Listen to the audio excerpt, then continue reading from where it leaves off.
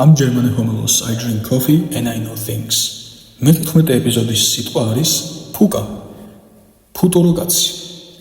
ადამიანის სრულიად დაცლილი ადამიანურობისგან. არ აქვს ემოციები, იუმორი, არავინ უყვარს. შეიძლება ჰყავდეს ბევრი მეგობარი, მაგრამ არც ერთს იცნობდეს სინამდვილეში. არ აინტერესებს ხელოვნება და მოკლედ ზე უინტერესო ადამიანია. ასეთ ხალხს ყველაზე ხშირად შეხვდებით, რადგან მასის უმეტეს ნაწილს წარმოადგენენ.